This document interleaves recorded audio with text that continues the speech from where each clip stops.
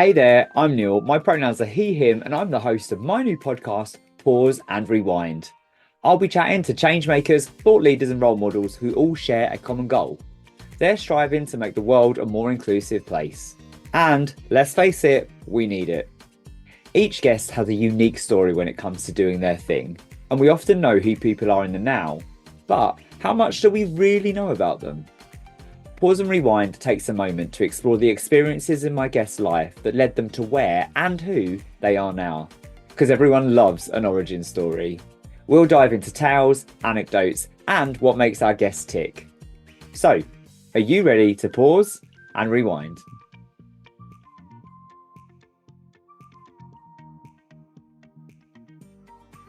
Hey there, and welcome to this episode of Pause and Rewind.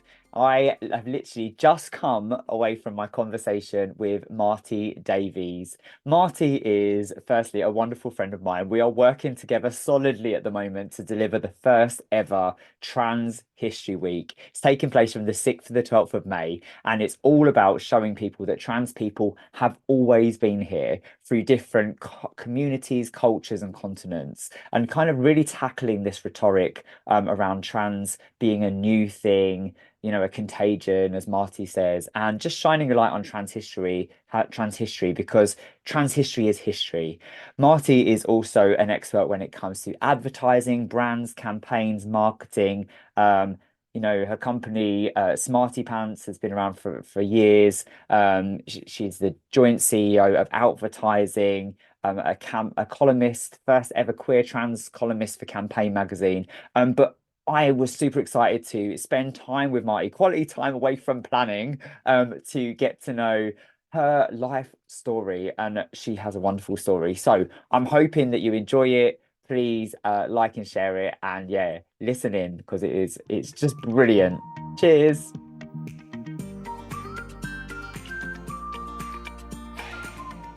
Marty, good morning and welcome to Pause and Rewind.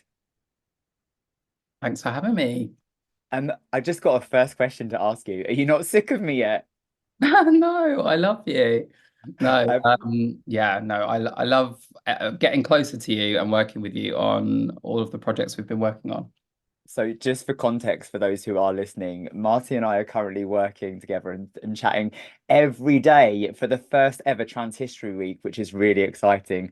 And we're going to come on to that shortly. Marty, you are, like many guests on this podcast, many things. Amongst us queer folk, we often talk about the day job and the gay job. And I think with yourself, you're someone where that is so intertwined. You are an advertising, marketing, brand, and campaigning expert. You are a public speaker, writer, and the founder of Trans History Week. Where do you get the time to fit into all of it, and what does it all mean?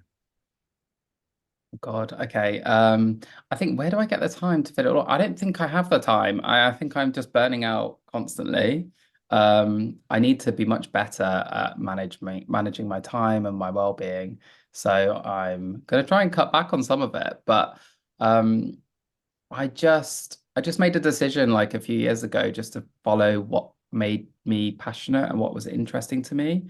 And I think because I'm so interested and passionate about all the things I do, I end up doing them all the time. And so I don't get that fatigue of, oh, can't wait for to go home and start working. Like I love all of the things I'm doing. They don't feel like work. I think that's why I end up doing like a huge amount. Just can't sit still. I think, ADHD, all of that stuff. The Um, joys of being neurospicy. yeah, so yeah, that's why I end up doing an awful lot. And yeah, I just get excited about new things. So I'm always like looking for a new thing to kind of create, a new movement to build, a new something to do. So yeah, that's why there's loads of things. So no one day looks the same. No, no, and that's what I love. I love that. Love that. Tell us about Smarty Pants. So Smarty Pants Consultancy, that's my business that I started 6 years ago. So I started that um, because I just was feeling not very included in the advertising industry. I was feeling kind of like constrained by being in different agencies. And I just wanted to build something for myself and feel kind of free from it and feel like I could exist as myself in that industry and not be kind of not have to kind of like go for so many interviews and be told that I lack gravitas and all of this kind of stuff, right? So I just forged my own path and it was really scary. Um, and essentially what we've done is, with Smarty Pants is, built it into a 250,000 like turnover business. Like we have been in global teams, like working on their proposition development and their strategy for their customer activation campaigns with businesses like Just Eat Takeaway, with Go Compare. And so that's what I've been doing for the longest time and bringing in other people that share my mission to kind of share in the work, right? And I suppose what it's now becoming more like or turning more into is I'm just letting Smarty Pants be a vehicle for what drives my passions and what drives my interests. And it's evolving and shaping and morphing as that changes. And that has changed a lot over the last few years to bend more into the LGBTQI plus advocacy, DE&I space, what representation in the work, like how we accommodated within product and service design. So yeah, all of those different things. So yeah, it's constantly changing, but essentially it's my baby that helps me do what I want to do. And that's what I love about it. Amazing. And it shines through in your writing, regular columnist, award-winning campaigns and stuff. So absolutely love. Let's talk about your newest baby, Trans History Week. Wow, yes. So Trans History Week, I'm so excited about Trans History Week. It's Um, so soon. It's so soon. I feel like I blink and there's a week that's gone by and I can't believe it. I think it's like, is there 11 days now or 10 Yeah. days? Oh, okay. And it's just super scary. It's almost at single digits, right? So Trans History Week, it's about celebrating the millennia-old history of trans, non-binary, gender non-conforming, and intersex people, and any way that you choose to describe and define your gender, essentially, gender diversity throughout history. And what I love about this project is kind of it started from a point of me learning about some of my own trans history that I didn't know, right? I learned about a period of history um, from Weimar, Germany, and it was the Nazi raid of the world's first trans clinic, which will be 91 years ago on the on Trans History Day, right? The first ever Trans History Day, which will be on May 6th, and the beginning of Trans History Week, May 6th to 12th. So learning about that was just like a massive surprise to me. And, it's a huge part of our history that we learn about the Holocaust, but I didn't know that there was a trans clinic back then, right? Um, and so learning about that made me think, what else do I not know about my history? What else is there out there? What other stories are there? And it started off as an article in Queer AF, but then that article became quickly used by people to shut down the idea that trans people are new, that Mm. we're a trend, we're a social contagion, all of these different things that dehumanize us as language and kind of position us as, yeah, new and novel and one thing. Um, and so it was really fascinating to watch how that article was used. And it made me think, which is not a new idea, but I didn't really have the ambition to create a week or anything with it. But it was just, wow, our history isn't just like Antiques Roadshow. Oh, this is cute and it's old and it's worth this amount of money. It's like, oh, it actually is very powerful in helping us understand ourselves and where we've been and where we might go next and what we can learnings we can take from our past as well. And if we don't know our history, how if like a population or like a community doesn't have a history or isn't shared that history, kind of denies them of their humanity. And so it started off thinking, well, actually, this really does shut down this idea that we're new, and that's really, really powerful to just celebrate our history can shut down this toxic, awful rhetoric that is damaging us and currently working to take away our rights. But really, what I discovered from it as well is the well-being that I got from it, just from feeling like I've always been here, my community's always been here, and in some parts of sometimes thrive, sometimes like absolutely be venerated as well in communities, it made me feel like I belong here right now. And I didn't know how important it was for me to hear that message and to feel that message. So just learning history makes you feel that way. And I've seen that when we've brought in more volunteers, I've seen the well-being that it brings. So now I kind of think about the whole project differently. I think about it as being a well-being centered project first. It's trans history for trans people to instill that sense of well-being and investing in trans creatives to tell those stories. Um, so we can invest in trans futures. And yeah, it helpfully just shuts down all of this awful rhetoric about us. Absolutely. Trans people have always existed, just because the language and the terminology is not the same, but across different kind of like cultures, communities, and continents. So it's crazy. I know how passionate you are about community. We've spoken about it before. I'm going to ask you, when it comes to anti-trans rhetoric and what's going on right now, what does the world look like for Marty Davies right now in terms of needing that community? Um, yeah, I mean, I work in advertising, right? So like a few years ago, I didn't know any trans people in advertising. And then I found one when I was at Mighty Hoopla Festival. And then we created a community together called Trans Plus Adland.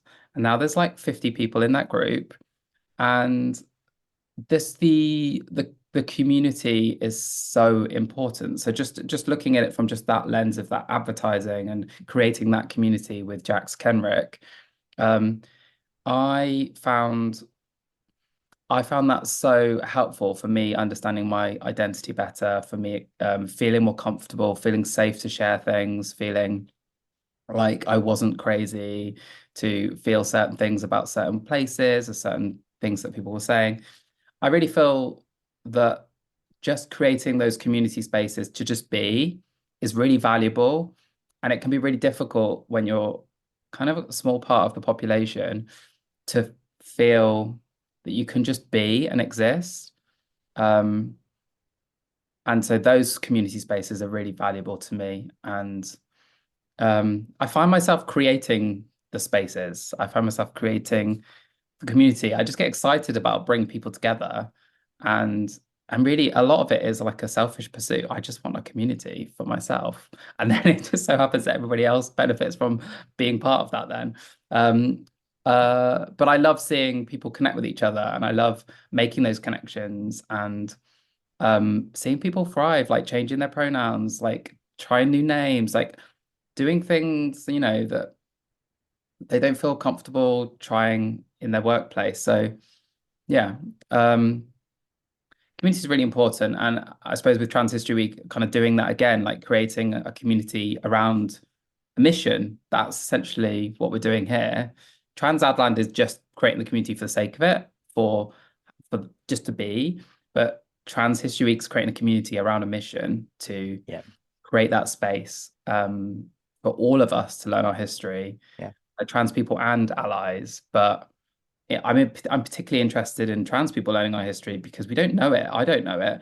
I'm not a historian. I deliberately hold that hat proudly of like an ignorant trans person. I don't know anything about my history and I'm trying to learn it. I feel like, that Dunning-Kruger effect where the more you know you don't know. Yeah. And now because I'm starting to learn some of my history, I'm feeling really anxious that I don't know anything. That's the like kind of the Dunning-Kruger effect. So my confidence in conveying trans history is super low at the moment because I've just started my journey on learning it. Super low, but wow, what a way to go in. What a way, what a way to kind of brush up on your knowledge. And you know, it's a movement, it's a mission, but it is also empowering people, especially in light of all the bullshit that the trans and gender non-conforming communities are facing right now. Yeah, it's really difficult. And I remember I was at National Student Pride actually this year that I remember Joe Lycett actually saying on stage that they like to instead of being anti things, they like to be pro things. And I thought that was a really good message to give people. And I kind of thought about that in connection with what we're doing with Trans History Week.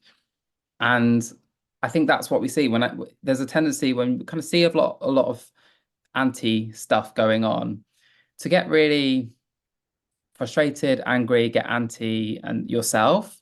Um, and that's very valid as well. And there are mechanisms to do that. But that thing from Joe Lycett, that about being pro things, and also Danny St. James and Not a Phase. And they've had Not a Phase is an amazing charity that focuses on joy, trans joy, and it just does that really well and has, I think, like 1,500 service users now.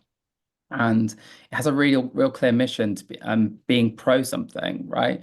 So for me, it's about being pro investing in the trans community. It's about being pro kind of our history and celebrating that history. And by being so pro these things, you are shutting down awful rhetoric about us, and you are hopefully also changing minds. It's not the core purpose of this project to kind of change cis minds, but it is.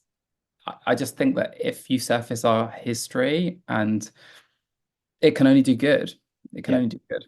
Bring everyone along on the journey. And I often say to people, whether it's trans people or minorities more broadly, is look beyond the barriers and challenges, the statistics to the people who are just trying to live their lives as authentically and freely and joyfully as they can.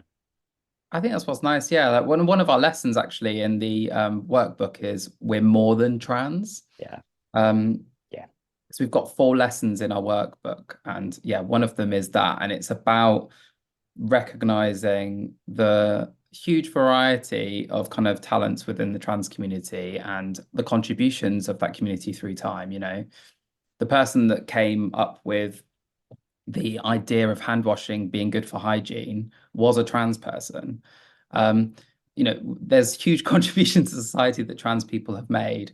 Um, and people like Sophie, who's, was a genius in electronic music space. So I really love that lesson, and like giving people the space to be more than this identity that is kind of perceived in a very singular way and stereotypical way, um, within our popular media, our mainstream media. Absolutely, absolutely. Because at the end of the day, sometimes it can be the biggest thing about us, in these moments. But day to day, it really is just fundamentally quite a small part of who we are and what we show up as and do in the world. So Yeah, it absolutely should be. And I think it's magnified by the barriers that we face yeah, through, and that's when it becomes such a huge part of your identity, because it's causing so many, it's in society, it seems like it's causing a lot of barriers for you. So you need to kind of focus on it for those reasons. But really, there shouldn't be any barriers. Our society should be set up to um, be fair and equal and just for everybody, right? But that's why it becomes such a magnified part of your identity. Like, I'm spending a lot of my time focusing on trans things because I'm talking about trans history. But it's because I'm somebody that cares about justice. I'm somebody that cares about community. I'm somebody that cares about rights and culture and like history. These are the things about me that are more than trans, but then I'm just focusing it on something that I, really care about. well, I am so excited for Trans History Week. I'm so glad that you are here. I'm really excited to dip into your origin story and again, just shining a bit more light on your story and who you are and those other little elements of what makes Marty Davies Marty Davies. So thanks for joining me. Are you ready to pause and rewind?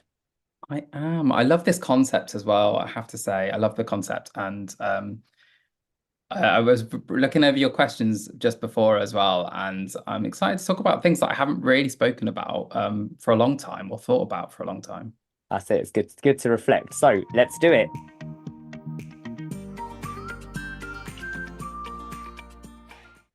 Take me back. Tell me all about little Marty. Little Marty. So Little Marty. I mean, I had like a lot of siblings, so I'm like one of five. Um, so I had kind of a brother 1 year older than me and another brother like a year and a half younger than me. So we were kind of like a little squad. Um, and we would play football together. We would play like Sonic the Hedgehog and Mario and all these things together. We were very like lucky to have things kind of for us. We had things like game systems. We were treated to things like I remember getting my N64 for Christmas in a big box and like having that really joyful moment of opening that and playing GoldenEye. I used to play roller hockey around the cul-de-sac that we were in. This is the kind of upbringing that I had. So I was very sporty, I would say, and very sociable. Um, Probably in mainly due to like having siblings. And so I was always the person going out the house, like making friends with next door neighbors, like all of that kind of stuff. Um, and yeah, like little Marty. I've got a picture of myself that my mum took where I had a daisy chain on my head. It's such a gorgeous picture. And I remember like spending ages making daisy chains. I mean, how queer is that? Same. Um, I used to make them too. Love it. so yeah, and it's just like all my pictures are like I'm posing for a catalog, like I don't know what, like a Debenhams type catalog type thing. I don't know why, but like my brothers all like stood there like that, and I'm like posing for a catalog picture. Um, and I remember always being surrounded by girls as well. I had lots of friends that I would go over their house after school, um, and play with their trolls. Do you remember trolls? I loved the troll. I had a karate troll with pink hair. I didn't have any trolls, but like my friend had all of the trolls that existed in the world. So and my mum didn't actually know anything about what I did when I was around their house, which I didn't realize until a lot later. But I used to play with all their trolls, all their dolls, all of this kind of stuff. And I didn't have any of that at my house, which is interesting to think about because I had like it was everyone was boys. So we just had boys' toys, right? And then my sister came a lot later. So um, I remember actually like my sister being born and just being so fascinated and obsessed with my sister. Um, I think that was the first element of gender envy that I had. If I That's so think about it. interesting. Mm. Yeah, I hadn't thought about that before. This is why I love this conversation. It just like takes you, it feel like feels, feels naughty. It's like a therapy conversation that we're going to broaden. Well, hopefully we'll bring up lots of nice stuff, but it does, it's designed to encourage people to reflect and also encourage our audience to listen to stories a little bit deeper and get to know people more. What are some of your you've shared some of your earliest memories. What's perhaps one of the best anecdotes that you've heard about yourself growing up? Um, so the best anecdotes that I've heard about myself. Well, my mum was always very like talks about me being the one that was the easiest. Like I was always my mum's like confidant and the reasonable one or like the friendly one, the one that like was really sociable. I was just not hard. Mm. Um, that's how my mum talked about me. Um, so yeah, I don't know. In terms of anecdotes, I remember, like little stories. Um, I was really into like the school play and stuff like that. So I remember, I don't know why there was like a nativity, but then there was a role for the mayor, and I got to sing the mayor's part. And I don't know if the mayor is like a role in the nativity, but anyway, it was, and it was like quite a good like, role in our kind of C of E primary school. And I remember loving, like, I was awful at singing, I think, but I remember like loving having like a part and singing and being in like a what felt like a play, a kind of a musical type role. So I was always very into performance and and kind of theatre. And I was also really good at football.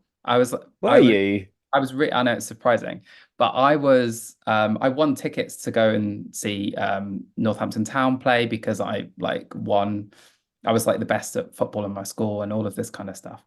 Got trophies and I would really love football and I really love being good at football when I didn't feel like I should be good at football. Like you kind Mm. of told, wasn't very, I don't know, macho.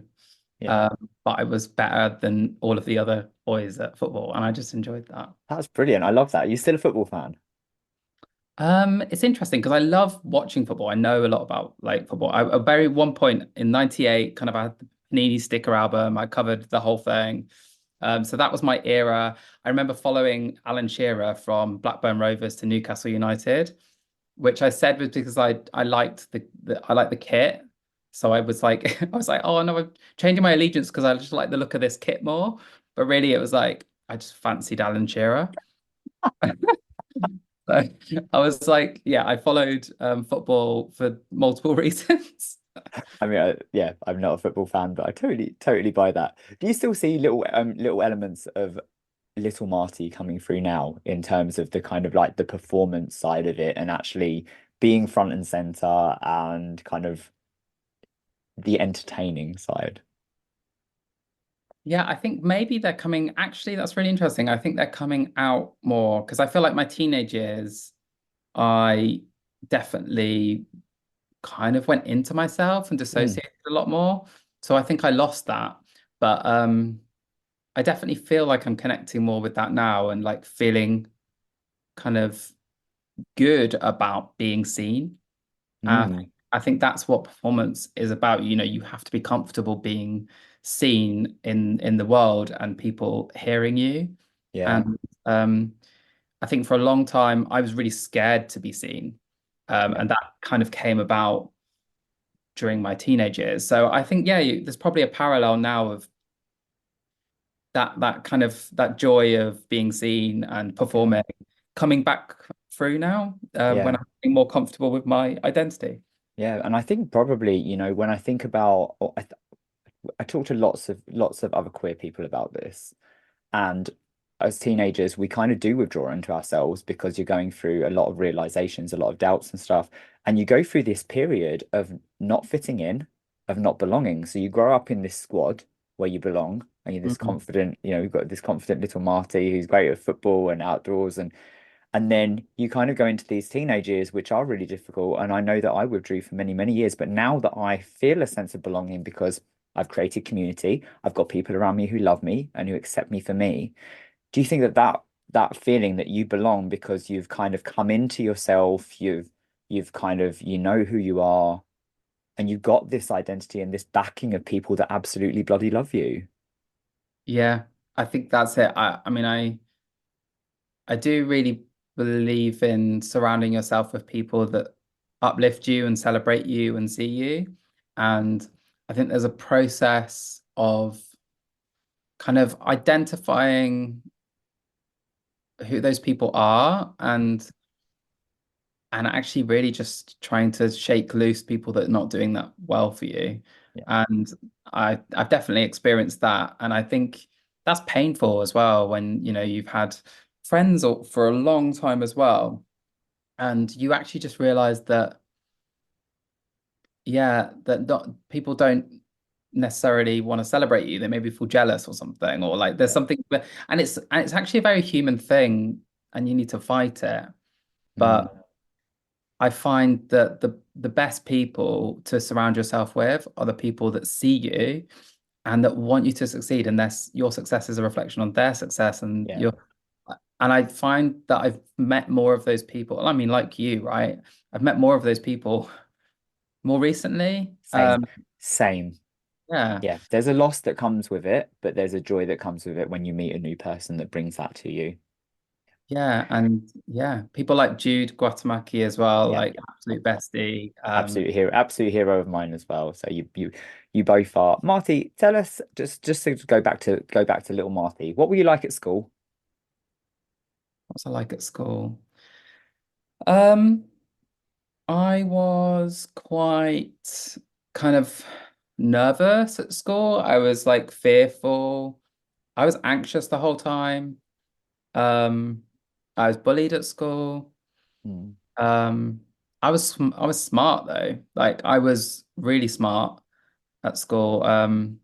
My grades didn't suggest that, but I was because I was really distracted all the time. I was distracted about my own identity, um, struggling with the idea of like, why don't I find girls attractive? Or like at that time, just feeling like this doesn't feel right. I don't feel like, and this sounds like an ego-y thing, but like I had lots of girlfriends. I had lots of girls that I went out with. And I think it mm, was because I just had no fear around it and because I wasn't that interested in it. But I didn't know what that was supposed to feel like. So I had a lot of confusion actually around what I was supposed to be and how I was supposed to show up and what expectations like my peers had of me, my parents had of me. And I ended up constructing this identity. I remember like really clearly redesigning my walk. okay. And I would like focus, it was like 10, 15 minutes walking home, and I would like focus on walking in a way that other boys were walking in Yeah. order to try and not be bullied. That's it. I think we definitely overcompensate as queer people in the way that we speak, the way that we move, because anything that's a bit different is suddenly a target. Mm. And I was like really like punishing myself that if I can't Mm. master this, it's my fault that and it's, yeah, there was just lots of moments like that. And I had friends like I was really good at making friends through, I mean, it's a very stereotypical thing, but like through humor, like I was very funny and people liked me. I had a lot of people that liked me. So um, bullying was there, but it wasn't crippling. Yeah. And yeah, so I had good friends around me. I was confused a lot. I was very anxious. I was distracted. I wasn't focusing on my work that much. I got kind of like B's, C's, a D. I definitely didn't get what I could have got in terms of my GCSEs, but I was so looking forward to leave school. Like I was counting down the days. It felt like Yeah. school went on forever, and I was so happy when I could finally get out of there. What happens next for you following school then? College, uni? I lived in a small town, so it's quite far away from like a college. So the only option really was to do A levels at the school that I hated. Right. So I started to do AS levels there and I dropped out after the first term because I think at that point I just finally just couldn't do it. I just couldn't be in that environment and I couldn't be myself. And at this point I was coming to, a really strong realization that I was gay and I needed to like embrace that and come out. And I just was like, I can't come out among these people that I've spent like years with pretending to be somebody else, like constructing a different identity. Um, but then I couldn't afford to go to college because it was far away and I couldn't drive. So I had to learn to drive. So what I did is I took 2 years out and I w went to work at McDonald's. So at 16, I was working at McDonald's and earning, I think something like £4 16 an hour, something like that. Um, I remember those crazy salaries of teenage jobs. Yeah, so I was like doing that and I was working so many hours, working really late. Um, I'm sure it was illegal, like 12-hour days, like coming back in 8 hours later. Um, but I saved up enough money to get a really banged up Ford Fiesta and I learnt to drive and my mum helped me with some of the driving lesson costs of that as well. And then so I finally had my car and I'd learnt to drive and it was so 2 years later I was able to go to college. And so I would drive to Milton Keynes. And yeah, I went to college for 2 years then and did moving image BTech. And the first day that I showed up at that place, I showed up as myself. I love that. How did that feel? That was amazing. Like, I think there's this element of you are so excited about being yourself and showing yourself and being seen, that you find moments to share it. Mm. So, when girls are kind of gathering around and talking about, oh, Ryan Gosling's really hot or this and that, I'm like, yeah, yeah, Ryan Gosling's really hot. Like find an opportunity to like drop in that like, oh, I find Ryan Gosling hot. And then people just looking at you a bit funny. But it was strange how many people didn't pick up on it. Like I was trying not to, I was not being explicit, but I was just being me, Yeah, in that space. And these people didn't know me. So like they can just know me as gay from the start. And it felt easier that way. right. Rather than coming out, it was just being with new people. That's nice. Um, so yeah, that's what I did. And then I did my final major project was actually um in advertising. So it was like a perfume ad is what I created for my final major project. So it shows you how early the advertising element kind of came in. I love that. And you stuck with it. Yeah. I still haven't Amazing. made a perfume ad though. Like the only perfume ad I've made is at college. Okay, well, that's a new challenge with you, but after Trans History Week, please. Um, it's all a bit linear up until that point, but you've kind of taken a break, you've gone to college, you've kind of discovered this sense of self. What happens next? Hmm. What happens next? So yeah, like I said, so yeah, I finished college, and I went to uni. So I went to Bournemouth University, um, which I remember going to see them. They were the only I got six offers because you could do like a thing through, is it ACAS? I can't remember. UCAS. UCAS. Um, but you could just apply for six different places. And I applied for six different places. I kind of visited three or four of them. And Bournemouth Uni was the only one that put a condition of an interview on giving me an accepted place. And it was the one that kind of had the highest number of points that you needed to get in. So I just remember thinking like, oh, you're playing hard to get. Okay, I want you more now because you're playing hard. Think I So did the same. yeah, so I went down to Bournemouth and I remember they have yellow taxis in Bournemouth. And when we kind of parked up as well, a squirrel ran out of a bin. And I was like, okay, Bournemouth has squirrels instead of rats and yellow taxis like New York. Like Bournemouth's actually, pretty cool. And it was by the beach and like, oh yeah, no, and they had a great course. So I went and did advertising and marketing communications at Bournemouth for 3 years and met lots of amazing, wonderful, kind, clever people through that. It was very competitive. I think that was the thing I got from that. Such a competitive nature being at uni. Um, like people would there was only a certain number of books like in the library of a certain one that were told to go and research. So then people would go and get them, and then it was like, oh, who's got the books? Like I need to read the book, and then people holding it. It's just really, Oh, really, wow. it was really competitive. Um, I hated that. I absolutely hated that. Do you think that caused any of your drive now to kind of like be getting yourself out there? Because you are such an innovator when it comes to the way you write, the content that you put out there. Do you think that kind of like competitive streak has egged you on a little bit? Oh, thank you, Neil. I think so. I think definitely for the first decade of my career, the competitive nature of that uni experience translated into my career.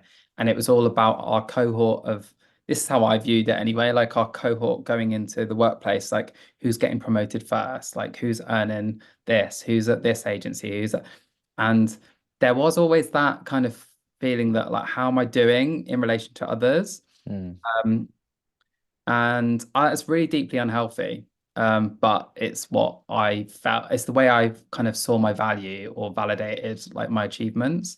yeah. Um, Have you eased up on it now? yeah, I mean, absolutely. I just it doesn't fulfill you ultimately. Mm, Um, yeah, achievements are great if you're happy, but they were achievements where I was achieving things, but I was ultimately not happy. in a lot of what I was doing. And actually, work was a huge distraction from me, from like actually um, kind of thinking about what, things that I was absolutely like avoiding, which was probably, I didn't know at the time because I just absolutely didn't think about it. But gender identity was a huge thing going on for me. And I didn't know because refused to think about it. And from such an early age, I'd put it in a box that I could never touch. And I'd forgotten the box existed. And now you're doing things on your own terms now, right? Working for yourself, you're choosing things. Do you think that giving yourself that space kickstarted your gender journey? Yeah, it was the pandemic, really. I mean, again, I like to be a stereotype. So it was, yeah, a combination of starting to just find my voice independent of the environments that I was in and actually let go of the fact that achievement had to look and be a certain way and then start my own business. So that was like before the pandemic, right? I just needed to be out. I just felt like the toxicity and the pressure and like the warping myself out of all shape just got too much finally. And I just needed to be free of it. So I started to end up doing things that really expressed the fact that I needed to do something to break free of these constraints I put around myself. And starting my own business was an expression of that without me realizing that it was probably connected to my gender as well. But it was the pandemic that really kind of unlocked it for me. Um, and it was just because I was not around people as much. So that was awful because I'm such a sociable person and I prop myself up with like relationships and who are you in unless you're someone in relation to others? Mm, And um I was I was like pride was proud of how I could adapt to any situation and any person and ultimately persuade them to take this campaign, take this strategy. So I kind of built this kind of what I now look at as people pleasing into a superpower. So I had to really undo the idea that like this was positive yeah. all the time. And I And guess, yeah, having that quiet time probably gave you space to really getting people's noise and that people pleasing out maybe gave you the time and the quiet, that silence that we sometimes need to figure out what's going on. yeah, I think so because my one thing I always avoid, I still do actually, is silence. So I listen to podcasts every night. I I don't allow my brain to just be silent and like so meditation and things like that. I'd love to get into. I know it would be really valuable for me, but I've I've always had this thing of just not listening to my brain. So actually therapy is is the thing that really unlocked things for me because it was dedicated time talking about yourself with someone that was guiding you through it, which I'm great at because I like speaking with people. But I was never going to do that on my own. I was never going to spend time kind of really thinking about how I was thinking about things. And also, I was really fearful to do that because I spent a lot of time when I was 13 and 14 just like intensively being trapped in my thoughts and spiraling about what it meant to be gay, that I deliberately distracted myself from being in that space again. Mm. What was the moment like when you had the realization of, and I know we're diving a little bit off topic here, but the realization that, you were gonna come out and take the first steps of your gender journey. Yeah, what was really interesting for me is that I realized I was bi, and then the next day I realized I was non-binary. Okay. That was really Quick, interesting. quick succession. Quick succession. And it was never like um, it was never like, oh, I know I'm trans and I'm keeping that to myself for years, and then now I feel comfortable coming out. Mm, I was very much like very pro trans rights, and I was really advocating for myself and making the space in the world better for myself, but my unconscious self.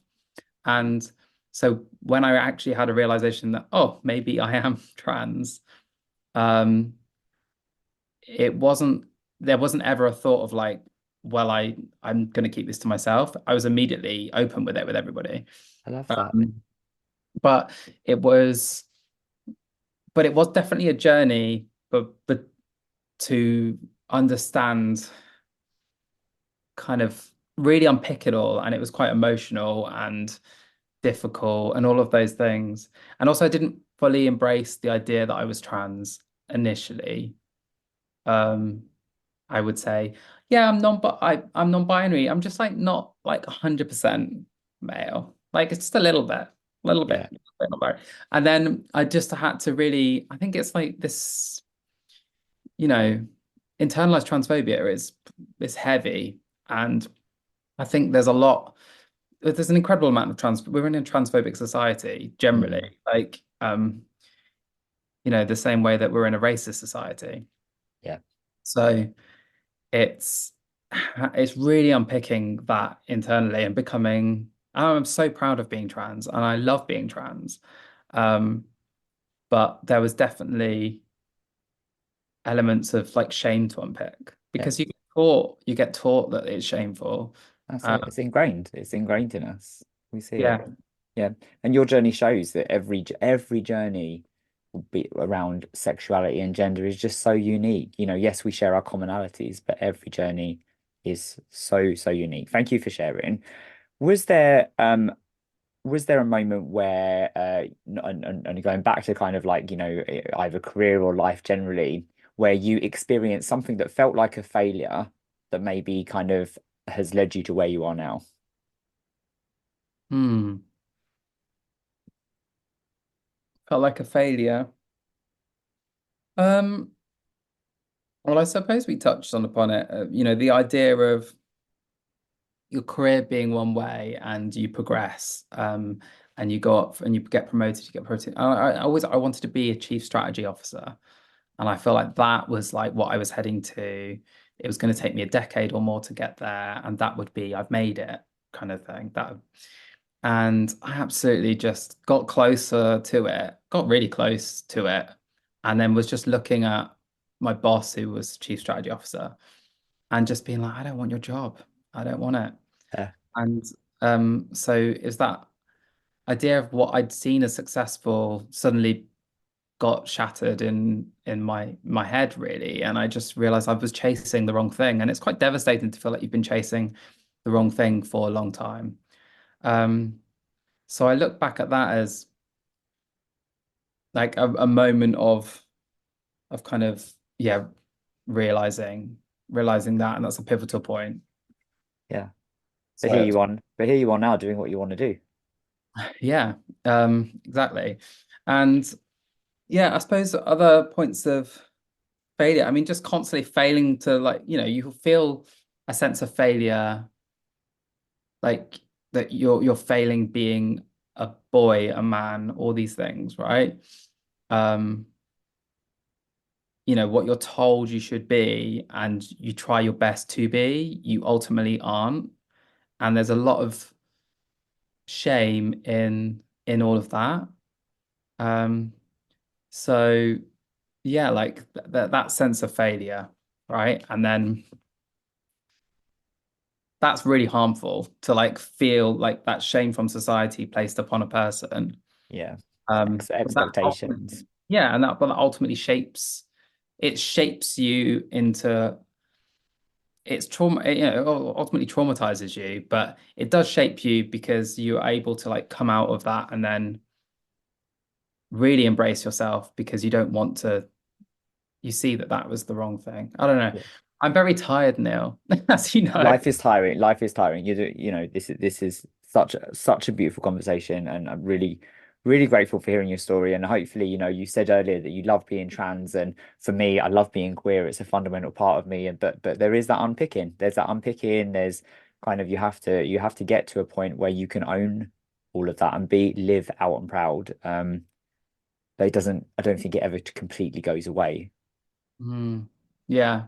I think as well that the big thing that for me, talk about shame as well. Like just before I started my own business, and I've really rarely, if ever, talked about this, but um I whistleblowed like on the misogynistic culture at the agency that I was at, and it went crazy. It was in all of the papers, and I just watched that agency react in a way that I didn't expect. I expected it to then all be changed for the better. But actually, it all just kind of rallied around and like didn't acknowledge the culture and things like that.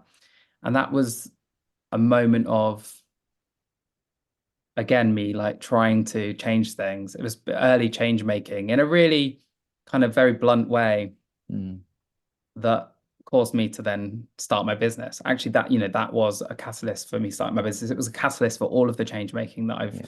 I've done now was having the bravery to send that to the press. And I guess therefore shaped your destination in inclusion, really, Yeah, because I in just wanting to really create. saw, I was just really like thrown by like how awful this culture was and how nobody could see it. Yeah. And I was like, wow, there's so much to change here. Yeah. Things need to be better. Yeah. Yeah. Um, and this was post Me Too movement, and it was just advertising industry was just not getting the message. Mm, brilliant. I mean, and look at the change. You are such a change maker, such a history maker as well. I love it. Talk to me about someone who shaped you along the way. Oh, people. Um, I think people who have shaped me along the way, I would say I had like people that were queer and more senior to me. I was fortunate to have some people in my life in the industry that I was in that I could look to and that looked to help me and support me. What I do think was interesting about that. So I think number one, like I feel like there's a real problem. I love Trans History Week for this reason, but there's a real problem within our community of there's shame pushed upon us to not build intergenerational relationships.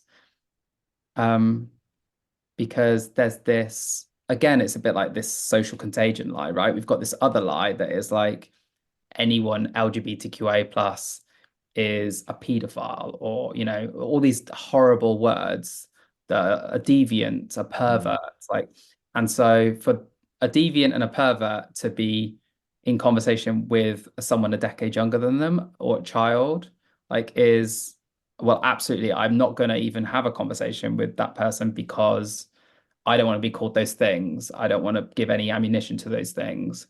And just something as simple as a conversation could do that. So I think what it does is it's really damaging because it means that we lose those intergenerational bonds and that informational kind of value, and imparting wisdom down generations in our community because of that lie, because of that shame. So I really love the idea of dismantling that shame and like creating these intergenerational bonds within our community. And Trans History Week certainly yeah. is trying to do that. Yeah. And all that to say that I had, this intergenerational bond with somebody within my community. But what's interesting is you can also get really, really the worst advice from those as well, because I was told, to be less gay at work by this person because they had to in their Yeah. generation to achieve. And so it was they were trying to give me advice to succeed. And so it was coming from a great place, but it was absolutely the wrong advice to give me. Yeah, slightly outdated advice, Yeah. but we know there's a beauty in intergenerational wisdom, but ultimately you do have to find your own path as well. So That's true. And in terms of like queer mentors or I just think my chosen family, people like you, people like Jude, people like Nancy Kelly, um, it's the people around me, the people I surround myself with now that, I mean, Jude, for example, Trans History Week wouldn't be what it is without Jude. It wouldn't be what it is without Jamie Wareham either, who's the founder of Queer AF, because it's about both of them encouraged it to be bigger than what yeah, I was imagining it to be and what I thought that I was capable of creating it to be. Jude is just someone that never thinks that they can't do something. And that's powerful because then they go and do. and Yeah. it's incredible. And you're like, wow, maybe I can do as well. Yeah. And just seeing them and then seeing their confidence Yeah. and their their creativity, and then surrounding yourself with that, and then Yeah. them pushing those onto you, like saying, you could do this. Of course you could do this. Do it like this, Yeah. do that. It's Yeah. it's amazing. And I think so people like it's peers really and chosen family. Um, yeah, All the way. that's where All I the get. way. Yeah. Yeah. People that inspire and empower you. Absolutely. Does happiness and success look and feel like you thought it would? Um, I think well, I didn't think that I could be happy and queer. I Right. think that I could be happy and trans. So no, it doesn't look like how I thought it did, but it's so much better than I thought it could be, right? And actually, the only way that I can be happy is by being queer and trans and being very like comfortable with that, and having everybody know that that's how I'm happiest. Yeah. Um, and I think we touched upon it as well before. I think the thing I realized when I was just really not happy in my career, despite my career objectively being great and very successful, um, it was just deciding to pursue what I'm interested in Mm. and what drives my passion, and not think about money, not Yeah. think about anything other than that, and just trust that pursuing your passions and your interests will work out. And so I think that's how I've cultivated being much happier in all parts of my life, is just focusing on that first. Um, yeah, and it was scary to do that, really scary. And I think there's a massive element of privilege in that, because I'd managed to build enough of a financial cushion to Mm. feel like I could jump off that cliff. And yeah. But you did that work. You did that work. My final question for this segment is looking back, what are you most proud of so far? Oh, what am I most proud of? I mean, there's so many things actually, and in the last few years that I'm really proud of. And so I was really proud to become the joint CEO of Advertising, which is the advertising industry's LGBTQIA plus advocacy organization, and to also become that role at a key moment when, we saw Dylan Mulvaney in that Bud Light ad, and then this whole go woke, go broke narrative. And last year was exhausting Mm. advocating for our community, but we managed to galvanize 120 organizations to stand for the community and divest from disinformation in the media. Um, Something like 6.9 billion advertising spend represented by the organizations that committed to doing that. So I felt really kind of proud of that achievement, and like Yeah. having led that organization at that moment. Yeah. Um, Also creating Trans Plus Adland, that community for trans and non-binary and intersex people. Um, and I feel really proud of, I think just generally it's the movement building. So starting Trans History Week, um, it's kind of like, yeah, so well also so the becoming the first trans columnist of Campaign magazine was like, I don't know how to geek out about this too much, but like I would read Campaign magazine at college when I was doing my final major project for that perfume ad, right? Campaign magazine is the magazine for our industry, and I've always read it. And at uni we had it, and I think it was a daily magazine back then, and so I'd read it in the library because they'd have a copy. And there were always these faces in there. There was always these things that I'd read in there. And then the idea of being in it is just Yeah.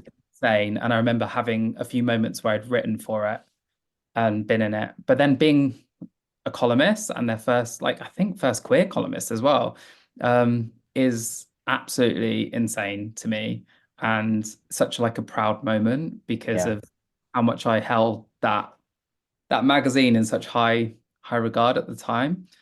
And then like yeah, Trans History Week, like I said, um, I like this idea of I think writing generally, right? I didn't say this before, but and this is another maybe surprising thing, but I really embraced my identity as a writer last year, where becoming that columnist and like writing about, ad spend funding an increase in hate crime and writing about the need for Trans History Week. My kind of change making, my activism manifests itself as writing. Writing seems to be the way that I communicate best. But when I was at school, I couldn't write.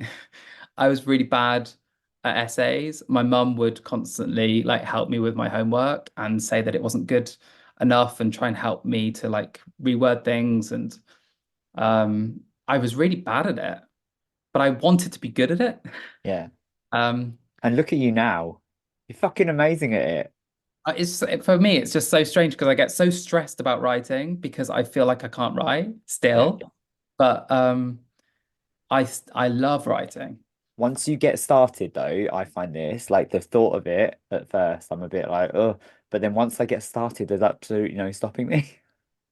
Yeah, so the idea that like I write regularly and write like an essay's worth every month for some reason or other is absolutely insane because that was the scariest thing for me Yeah. to write and to be told I need to write 1,000 word essay. What? Yeah. Yeah, so I just think I'm very proud that that is the reality, but I can't Yeah. believe it. You should be proud. You should be proud. I really hope you are. I know I am. Marty.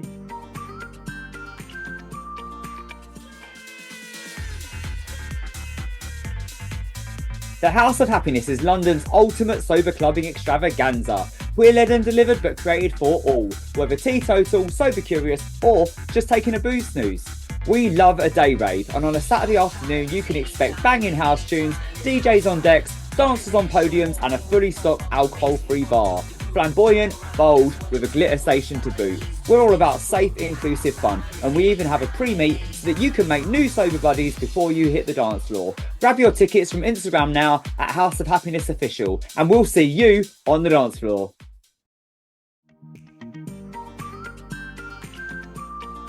Marty, are you ready for some quick fire questions? Yeah, hit me. What album, book, or movie has had a lasting impact on you? Um, I'm gonna say, can I say like theatre instead? Yeah. Groundhog Day, the musical. Okay. Yeah, Groundhog Day, the musical. It's just such a great musical for reminding yourself to be in the present and to be grateful and to help others. And it really just makes you cry. Okay. I've not Um, seen it. Have you seen the movie? yes, I've seen the movie, the Bill Murray movie. I Yeah. mean, the musical just takes it on a whole other like emotional Okay.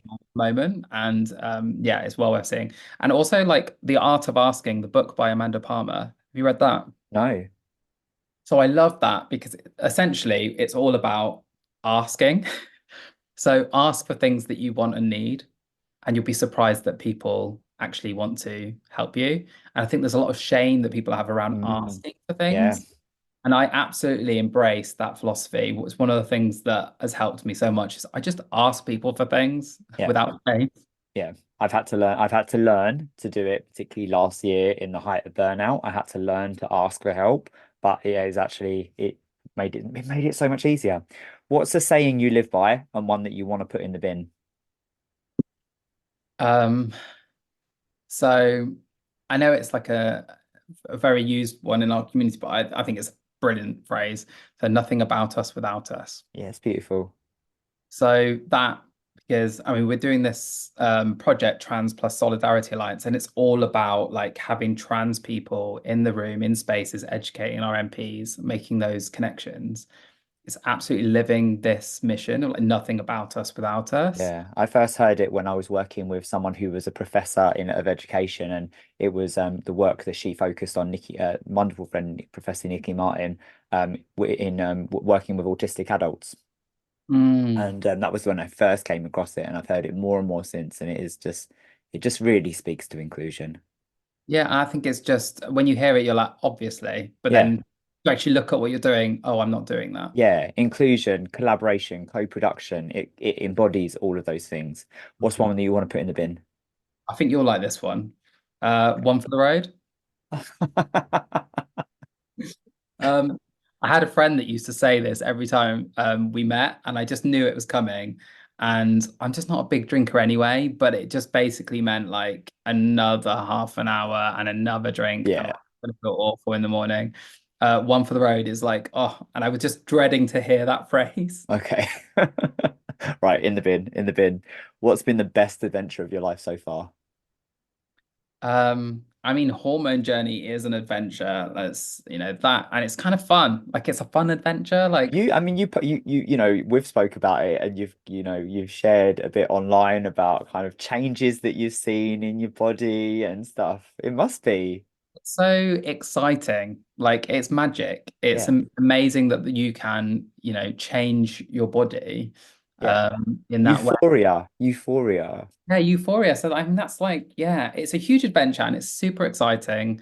And yeah, I think there's such joy in that journey. And there's a lot of, talk about, it's hard to access the hormones and things like that. And there's Mm, a lot of things around healthcare that are very difficult and accessing, having good doctors and like, the misgen all of these things, the misgender mm. stuff.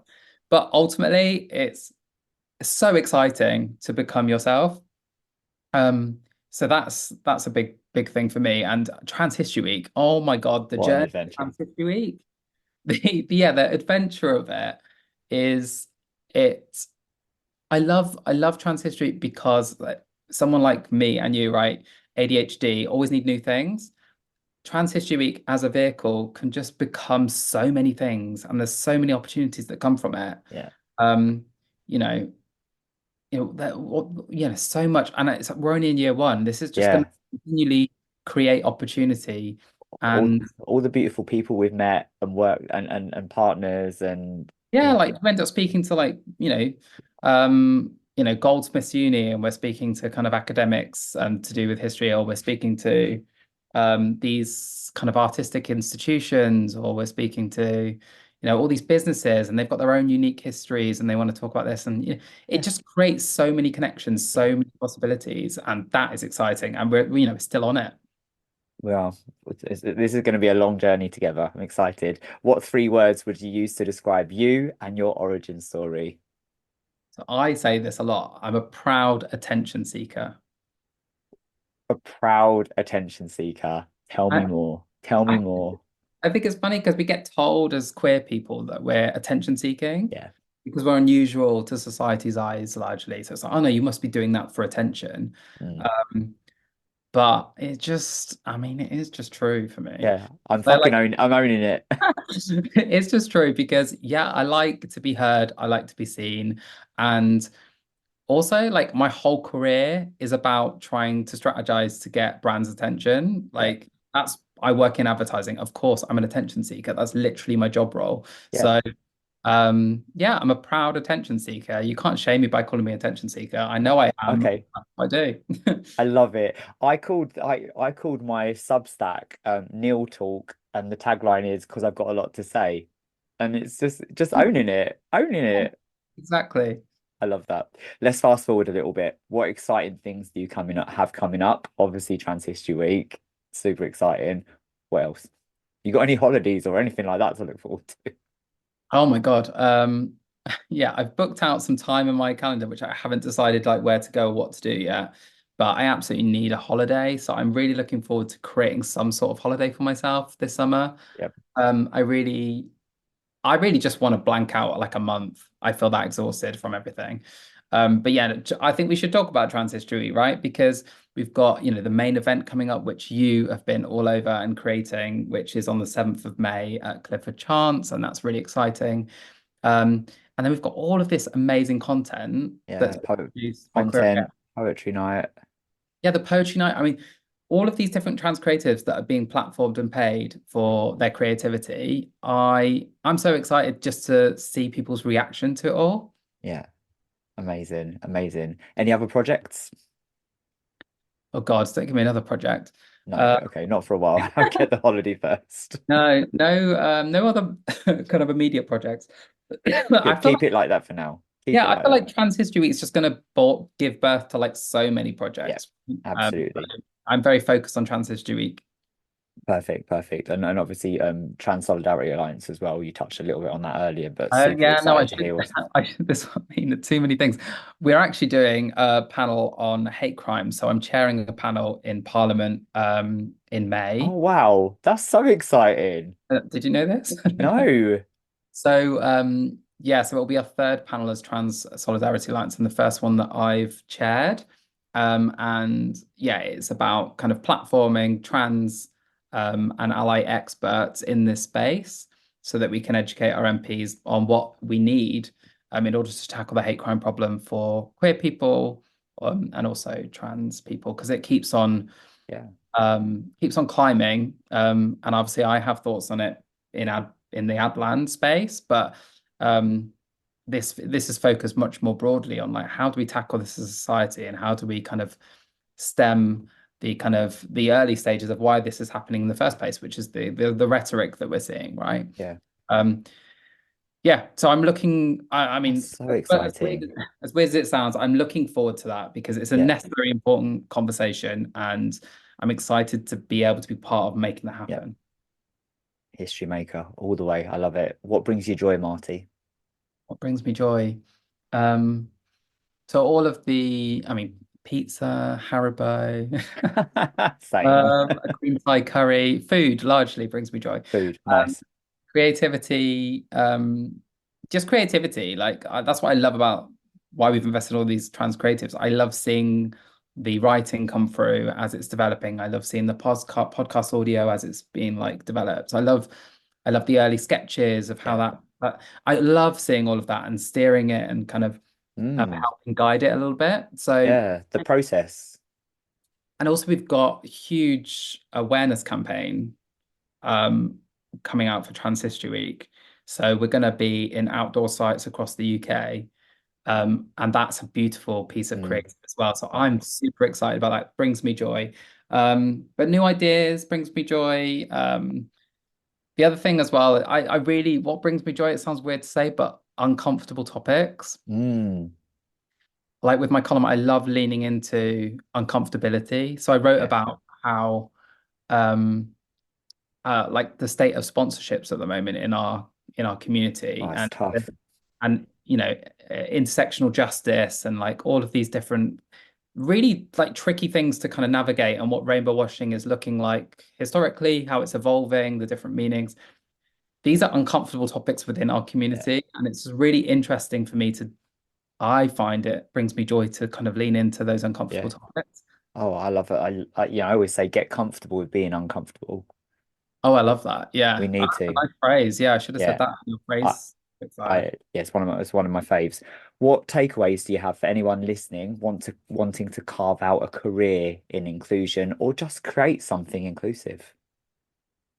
I think, yeah, I think two things, if I was going to give any advice, would be things that I've learned are number one, just absolutely follow your passion and your interest, and the rest will like match with that. Um, two is just do it. And actually, the third one I learned more recently is perseverance. Like your idea will not get catch hold straight away. Yeah. It very rarely does. You need to put a lot of work into it and just persist, and it will take off. It took me a long time to get people to be interested in ad spend funding an increase in hate crime. Yeah. And if I'd have given up after 6 months, which it felt like I was getting nowhere, then yeah, it wouldn't have got to where it got to. So I actually just think stick it out longer than Yeah. everybody else will. That is the big, and I never did that. I never stick things out. But like the only times I've done it, I can only stick things out if I'm interested in them. So you need to find something you're interested and passionate in Yeah. order to stick things out Yeah. and you get the double whammy of persistence and what you're interested in. And then you'll create a thing that excites you Yeah. and people care about. I'm definitely feeling right now that right now with the House of Happiness, a year and a half in, Mm. we're slogging, and we're starting to see, but it is perseverance and it's not always easy. It can be bumpy. I've got a final Yeah. question for you.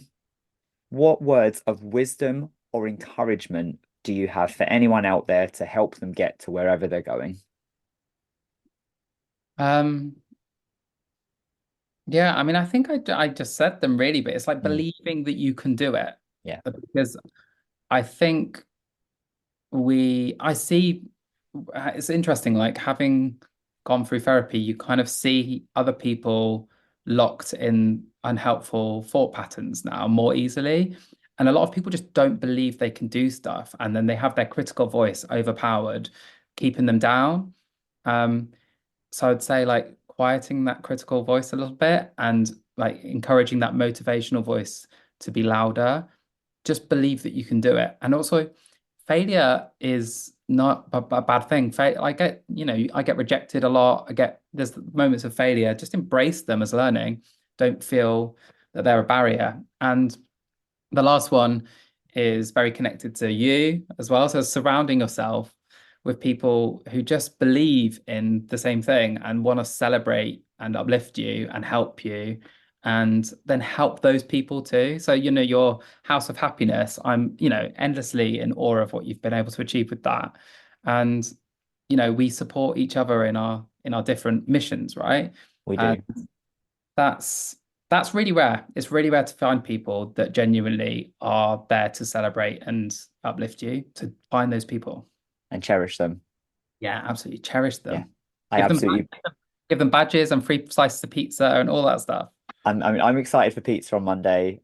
I'm loving my badge. Yeah. Marty, it has been so nice to take this time out from the crazy to get to hear your story. Thank you so much for being a guest on Pause and Rewind, and I'm bloody love you. You know I do. Thanks. I love you too. And thanks for having me in my really tired, like 11 days out state. You look fresh as. I'll speak to you in a bit. Thank you so much.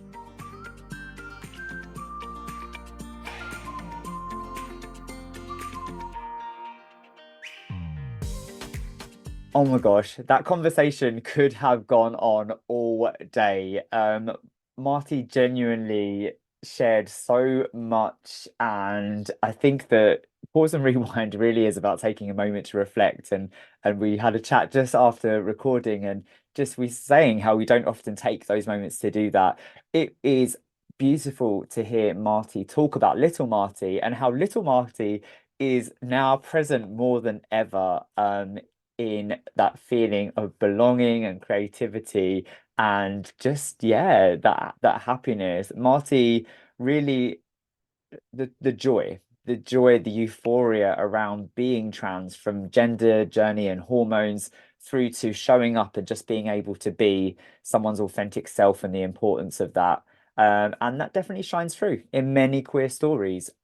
I absolutely love what Marty is putting out there into the world, particularly with Trans History Week, but more beyond that with the Trans Solidarity Alliance. And Marty talked to the work that they're doing with Jude, and just the difference that this is making, to make the world more inclusive and aware when it comes to trans people, trans rights, but also, as we spoke about, let's move beyond seeing trans people, minorities as barriers and challenges and statistics and numbers, to the actual people that just want to live their authentic lives. But Marty, bloody love you. As I said, amazing spending that time with you. And I hope that if you're listening, you enjoyed this conversation and tune in for more, and find out more about Trans History Week over on Instagram at Trans History Week.